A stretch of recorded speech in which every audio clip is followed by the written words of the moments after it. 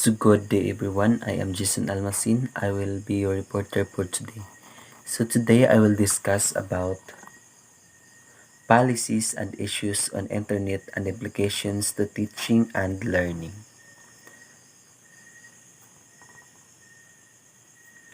So definition of ICT policy.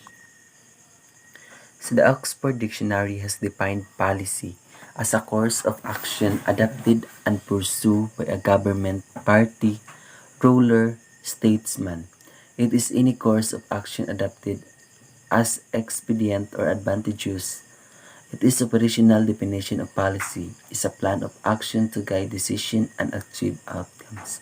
So in the policy or the ICT policy, so it is a course of action because ICT policy is a plan of action to guide decision and to achieve of our outcomes. So thus ICT policies are needed to put a roadmap or course of actions to be pursued and adopted by various governments, organizations, entities involving ICT. So sa ICT's policy, so we need to be pursued by the adopted various governments, organizations, entities involving ICT. So we need to put a roadmap or course of action, especially to our government, organization, or etc. So the ICT for Education or ICT 4E is a program under the DICT or Department of Information and Communication Technology that supports all efforts of education sector in incorporating the use of ICTs as well as in determining gaining access to the infrastructure, hardware, software, telecommunication facilities, and others, which are necessary use and deploy learning technologies at all levels of education. So, in the ICT policies, we all know that this generation is the use we are using ICT. So we need to support the education sector incorporating the use of ICT because we are facing now in a pandemic. So we need to use the ICT technologies which are we are going to use we are opening the website, we are going to using all the access that we need to communicate easily and least effort. So in the ICT policy for the education is a program that supports all efforts of education. So we need to determine and gaining access to the infrastructure. So next is the new ICT technologies. So more recent technological innovations increase the touch and speed of communication, which can be grouped into three categories. So in our technological innovation increase and touch speed of communication, so they are grouped into three categories. So first is information technology. So from the word information technology, so we need to get an information or to share information or anything else with the use of technology. So includes the use of computers, which has become indispensable in modern societies to process data and save time and effort. What are needed will be computer hardware and peripheral software and for the user computer literacy. So information technology, see, when we say information technology, it includes the use of computers. So we use the computers to disseminate the information that we can be facing or we need to know to each other. So we need to process data and to save time and effort. So next is telecommunication technologies. So we can see that telecommunication technologies like broadcasting, television broadcasting, or any kind of broadcast. So include telephones with fax and the broadcasting of radio and television, often through satellites, telephone system, radio and TV broadcasting are needed in this category. So in this category, the category which is telecommunication technologies. So na-include na dira ang radio and TV broadcasting. So next is networking technologies. So when we say networking technologies like internet connection, just like example of that is D2, Globe, or any kind of networking technologies. So the best known of networking technologies, so internet. So I can say that so internet. So but has extended to mobile phone technology, voice over internet protocol or VoIP, satellite communication and other forms of communication are still in their infancy. So just like now, so we are using internet for our online class so that we can less effort and we can avoid in the pandemic, so malayo ta sa tanang sakit. So we can use internet to communicate our teacher, and especially when we are going to discuss the topics in our school. So it must be easily to connect the internet to communicate and makalis patag time or kung makabuhat patag daghan nga buhatonon. So next is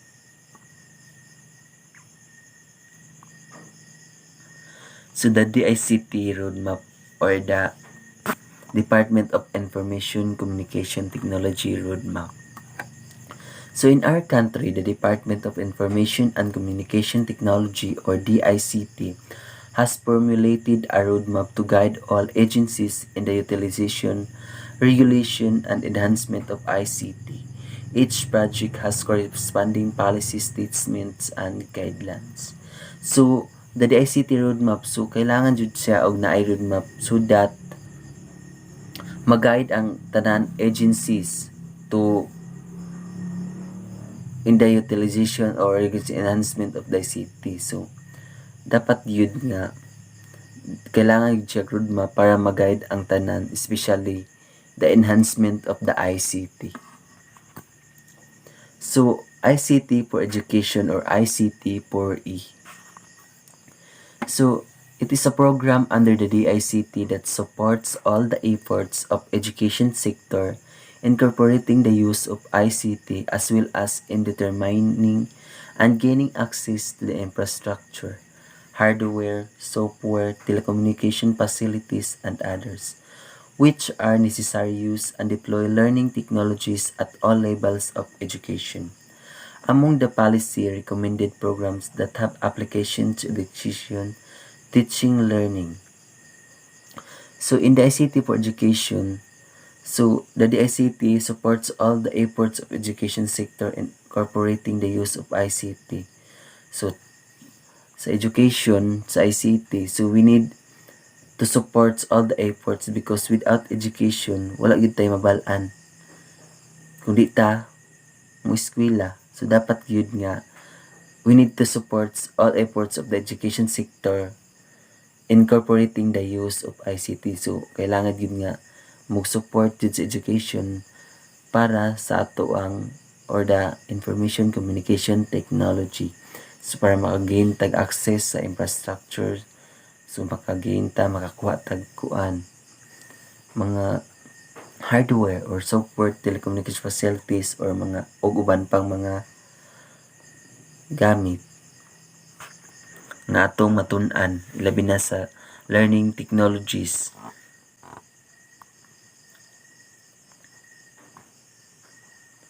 So this is the some examples.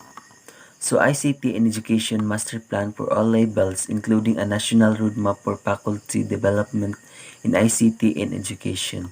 So a national framework plan for ICTs in basic education was developed.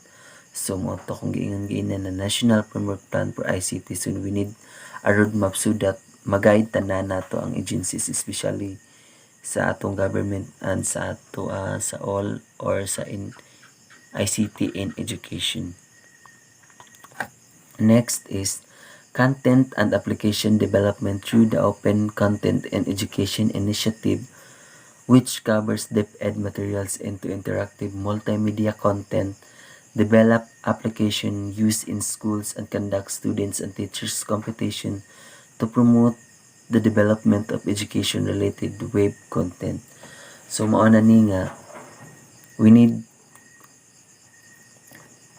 to cooperate or atong tagaag initiative ang atong mga teachers or sa DepEd na matras into interactive multimedia content so that they are making in modules in the online classes, especially maghimo silag module without that internet or the ICT, dili sila makabuhat og mga modules or through communication online without technology or the ICT. So next is PEDNET is a walled garden that hosts educational learning and teaching materials and application for use by Filipino students, their parents, and teachers. All public high school will be part of this network with only DepEd approved multimedia applications, materials, and mirrored internet sites accessible from schools' PCs. So mo ni nga karon sa panahon nga COVID, so our public high schools gitagaan sila mga laptop para makakuan sila sa ilang mga estudyante to communicate and to teach them to understand all the lessons that they give. So, ikaapat is establish community e-learning centers called Eskwela for Out-of-School Youth, providing them with ICT enhanced alternative education opportunities. So just like karon, especially example the ALS, Alternative Learning System. So we need to establish community, so kailangan gid nga provided sila with the ICT enhanced alternative education opportunities, so tagaan sila opportunity to learn the ICT policies, especially to know the privacies and about ICT or the technology of the ICT. So next is the equality program for the tertiary education through partnership with state universities and colleges or SACs to improve quality of IT education in the country, particularly outside of Metro Manila. So through the equality program for tertiary education, so we need a partnership in state universities to para ma-improve ang quality sa course of IT education in the country. So we need a partnership talaga para to improve ang atong quality sa atong information technology. So next is Digital Media Arts Program, which builds digital media skills for government using source technology.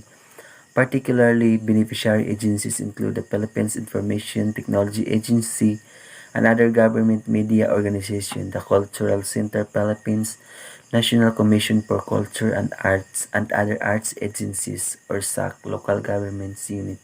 So, when we see digital media arts program, so nag-use gyapon ni sila mga ICT technologies. So, lastly, ICT skills is strategic plan which develops an interagency approach to identifying strategic and policies and program recommendation to address ICT skill demands supply. So we all know that students know the ICT skills strategic plan. So we need a plan so that the policy and program recommendation to address ICT skills demand supply type. So all the 7 programs were guided by the roadmap. So kining pito ka book nga akong discuss is na-guide ni sa roadmap of DICT, which is the Department of Information and Communication Technology. So guided by the roadmap that embeds policy statements that relate to education, specifically in the enhancement of human development for teaching and learning. So kaning pito ka buok gi-guide ni sa roadmap so that ma-enhance ang human development for teaching and learning all of the country, ma-enhance ang mga giun sa pagtudlo through technology and how to get our learning process. So among the policy recommended programs that have application to education, teaching, learning are, so mao ni sila. So first is global issues. So access and civil liberties are two sets of issues in ICT policies which are crucial to modern society. The other concern is civil liberties which refer to human rights and freedom. So the other concern of global issues, when we see global issues, it's a global world or the how to access in the global issues. So the other concern is civil liberties which refer to human rights and freedom. So nag-refer siya sa tao sa mga rights and freedom. So we all know that human rights have a freedom. So this include freedom of expression. So we all know that all of the human that live in the world, they have a freedom of expression. So next is the right to privacy. So we all know in the ICT policy, so di ba inigkuan na to na mga privacy natay, we have a right to privacy, so we need to our information we need to keep so that the others they cannot know our privacy. So sa ato sa tag sa kaugalingon, so natay we have a right to privacy. So next is the right to communicate. So tanan tao na agi right to communicate kay para mahibal-an nila kung unsay problema or kung unsay mahitabo sa ato. So mo nagingon the right to communicate. So next is intellectual property rights. So mo ni siya kaupat. So next is access to the use of internet and ICT. So mo ni siya ang access to use of internet and ICT. So access means the possibility for everyone to use the internet and other media. In richer countries, basic access to internet is almost available to all with faster broadband connections. There are still countries where access to internet is still a challenge. So, just like in the lowland area, just like in sa mga bukid-bukid, so itungod sa ka-crisis sa atong countries, so di gid mataorag internet. So uban nga mangitag way nga mukatat nagbuntod para mako-connect sa internet kay lagi hinay ang signal, hinay maka-adapt sa internet. So next is infringement to civil liberties or human rights. So what are specific internet issues on internet policy that have relationship to civil liberties or human rights?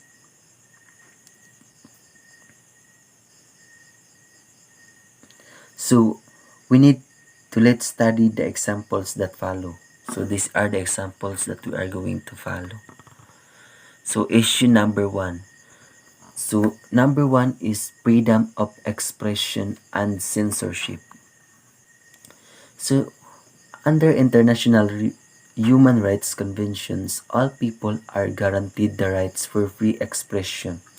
So however, with the shift from communicating through letter, newspaper and public meetings to electronic communication and online networking, I need to look into how this new means modifies the understanding of freedom of expression and censorship. The UN Universal Declaration of Human Rights provides that everyone has the right to freedom of thought, conscience, and religion, likewise the right to freedom of opinion and expression. So, sa issue number 1, freedom of expression and censorship, so sa unang panahon, true expression gisulat sa newspaper or nagbuhat sila letter and or kung baga naghimo sila public meetings or to electronic communication. And so karon with the use of the technology, so nag-online networking, so man na ang gibuhat karon. So dapat yun nga, we have the right to freedom of opinion and expression. So censorship restrict the transmission of information by blocking it or filtering the information. Blocking is preventing access to all areas of internet based upon on the blacklist of certain internet address, location, or email address, while filtering is still the packets, messages as they move across computer networks and eliminating those undesirable materials. The selection of sites that are blocked or filtered has been considered as an issue. So di ba inig ko na to, just like in we are going to open the Google Chrome. So there are some nga pop up nga mga notification. So kailangan na i-block. So just like in the censorship, so restrict the transmission of information by blocking. So kung ta kaila atong i-block, just like in a Facebook, so ato i-block kay para dili siya kakuan sa atong mga gipang buhat, di ka know what we are going. So kailangan gyud nga blocking is preventing access to all areas of internet. So managiingon nila nga sa example sa Facebook, so i-block ko ni siya kay wa ko kailani kay basin pud nga mangulik ni sa ako ang mga information ug ikatag-katag og daotan sa. So kailangan gyud nga ato easy ang i-block for our privacy. So warning. So when you are surfing the web, you may think you are anonymous, but there are various ways that information about you or activities can be collected without your consent. So dapat yun nga think before you click yun ka kay in surfing the web o kabalo sa uban nga website nga kato diday is makahatag to siya virus through when we are connecting the internet. So when you are click the link, so dapat yun nga ato sa una-unaon og tama ba ni siya. Kay kung dili ni kung ato ra ni siya di nato una-unaon daan kung ato ning siya tuplukon. So wata kabalo ang atong mga information gipang collect na diay ug gibuhat na sa dili nga maayo nga buhaton. So mao nang as of what I said, so think before you click, ilabi na sa mga link or sa mga website nga wata kabalo og unsa ni siya. So, ikatulo is defamation actions may be used to silence critics. These actions deters the freedom of expression. So, manang kuan nga critics, silent critics, o takabalo nga gi-critics na daay to diay. So, mo yung think before you click it, when becomes in surfing the web or the website. So, mo ni siya ang issue number 2. So, privacy and security. So, klaro na kayo, no? Privacy and security. So, sa atong kagalingon, nagid tayo privacy. So, privacy policies are an issue. Most commercial sites have a privacy policy. When someone uses a site and clicks I agree button, it is as if I have turned over private information to any authority that may access it. So, di ba, inig-open na to sa link na nakabutang ng agree the terms and condition. So, kay para, kung ato ni siya, dapat yun nga, usa ta mo agree or to click the button na I agree, dapat atong basahon kung unsay nakabutang kay para makabaluta kung unsay kahinatnan kung ato ni siyang pinduton or to click the agree. So, next is, there are types of privacy as shown by the following examples. So first is, foremost, privacy means personal privacy, the right of individuals not to have their home, private life, or personal life interfered with. So when you see personal privacy, just like sa atong mga, just like kanang privacy sa atong kaugalingon, kanang atong mga pangalan, edad, mga birthday, or nakakuan sa ato, just like sa ato mga personal or sa atong kaugalingon, about sa atong kaugalingon. So, kaduha is, privacy of communication refers to the protection from interference with communication over the phone or internet.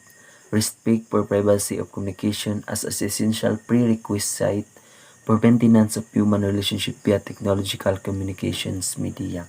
So just like privacy of communication, so kung kailan maprotektahan, so kanang tawag dapat yun nga i-respect yun nato ang atong privacy sa communication. Kay para ang atong human relationship via technology communication media is okay siya. So next is information privacy is related to the use of computers and communication system which are able to hold and process information about large numbers of people at a high speed.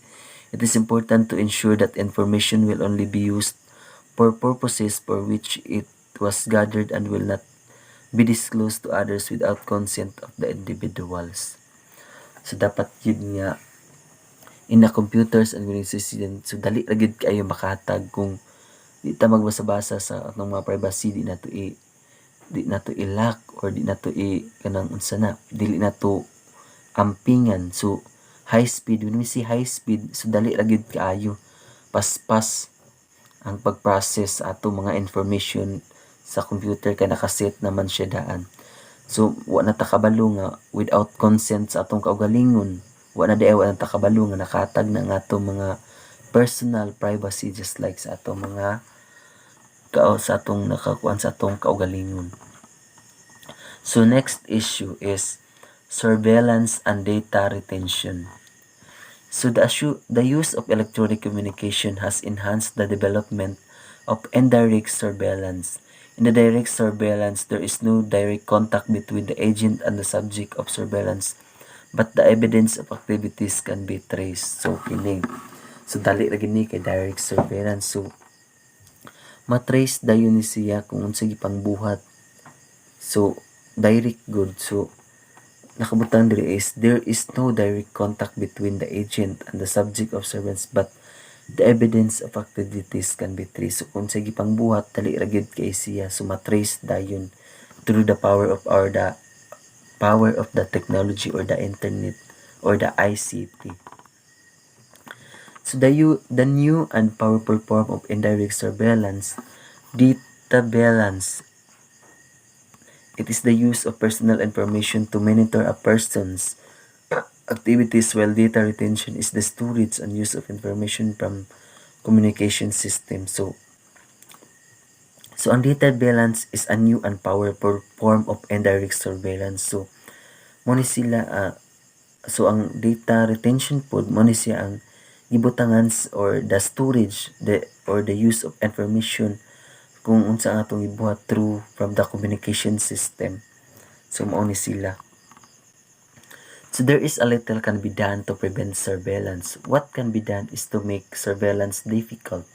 So this is called counter surveillance or information security. So mao ni sila counter surveillance or information security if it refers to computers and electronic communication.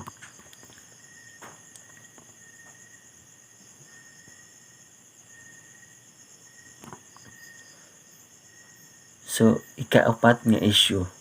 So, A pollutants from A waste. Large amount of A waste is generated by ICT. These are particular terminal equipments used for computing PCs, laptops, broadcasting, just like in television and radio sets, telephony, fixed mobile phones and peripherals, fax machines, printers, and scanners. So, mo ni sila. So the accumulated e-waste is due to rapid improvement of software.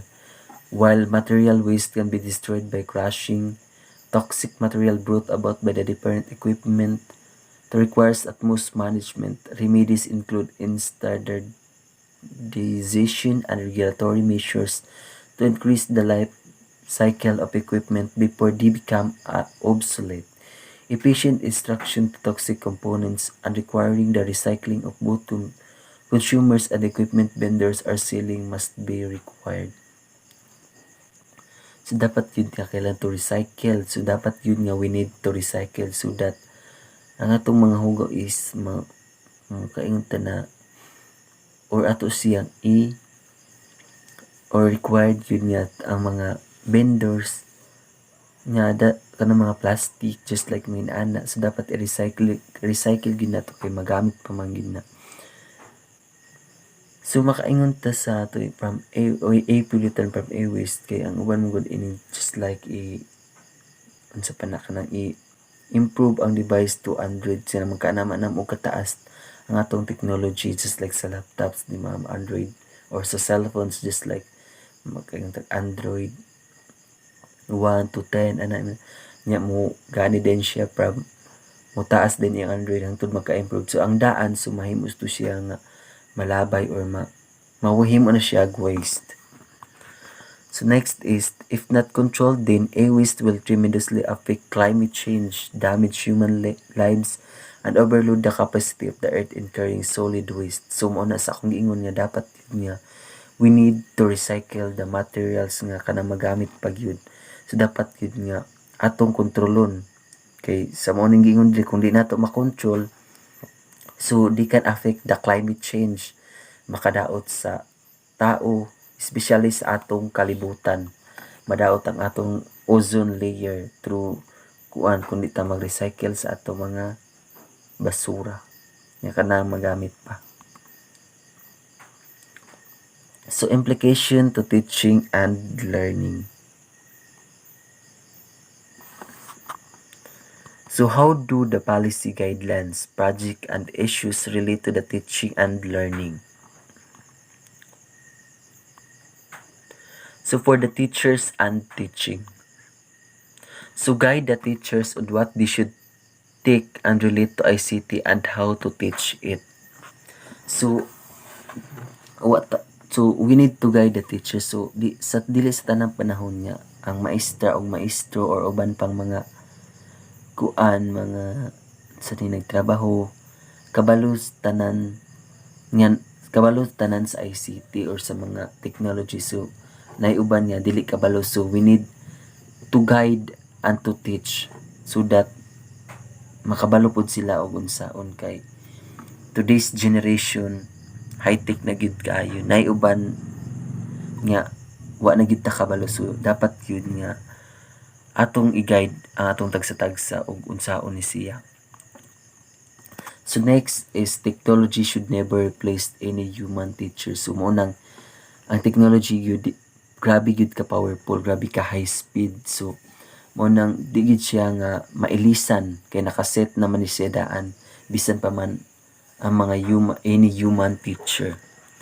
So ikatulo is there are rules and regulation that govern the use of technology.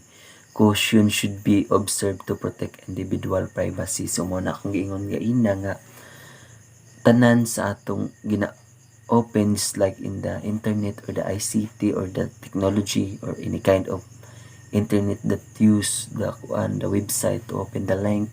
So nagyud siya sa tanan nato di ba makabantay ta na they have the rules and regulations. So ato i-click ni siya mo agree bataan nga mga rules and regulation para pod sa ato maprotektahan ang ato mga individual privacy nga atong gibutang sa kana nga example sa Facebook. So dapat yun nga mo agree ta sa ilang rules and regulation nga ingani di ay kay para maprotektahan ang atong personal privacy. So next is all the issues and more shall be part of the teaching content as each teacher will be encouraged to use technology in teaching. So karon all the issues and many more shall be part of the teaching. So karon nga panahon just like karon nga nag-COVID ta so ato gyud nga encourage nga mag-use gid technology sa karon nga panahon kay para matudlo og tarong sa mga estudyante o sa mga maestra ang unsa gyud ang lesson or mapasabot sa ila kung unsa gyud or mag-guide ang estudyante kung unsaon nga pagbuhat sa mga ilang mga activities. So next is for the learners and learning. So kagaina kay for the teachers and teaching karon na pod for the learners and learning. So the learners of the 21st century are even more advanced than some of the teachers.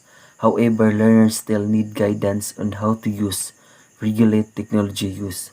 So karon sa 21st century. So more advanced gid kaayo kay ang karon mga bata bisan gagmay pa kaayo nakabantay ta nga grabe na mo gunit og cellphone, kabalo na mo explore kung unsay nasa internet, just like in the YouTube kabalo na maghimo Facebook, mag-post so mao gid na nga sa 21st century advanced kayo ang mga bata karon. So dapat gyud nga ato gyud i-guide kay para pud maprotektahan ang ilang tagsa-tagsa ka mga privacy.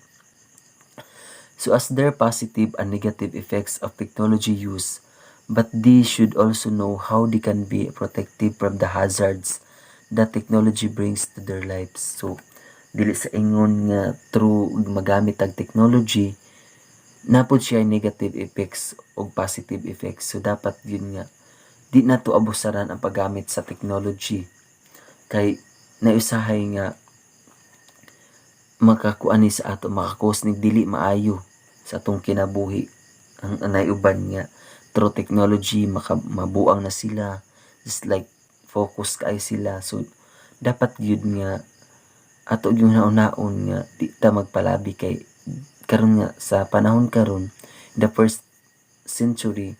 So dapat gyud nga we all know na para pud malayo ta sa mga hazard or makadaot sa atuang kinabuhi, so dapat gyud nga tuhon na naon og unsay epekto sa atuwa mo nang dili na to abusaron ang paggamit sa technology. So next is learners should be take advantage to the potential of learning support they can derive, such as the development of higher order thinking skills, the development of learning communications through collaboration, the enhancement of skills to manage the vast resources as 21st century learners, and many more. So, thank you and God bless. So, dapat yun nga using the na policies and the issues nga unta na nakalearn ta nga dapat yun nga atong nanawon is think before you click kay nakabutang dito sa issues 1 to 4 nga naka-include sa atong gidiscuss karon. So we need gyud to nato kay para we can avoid from the hazards that to bring in our lives in the future.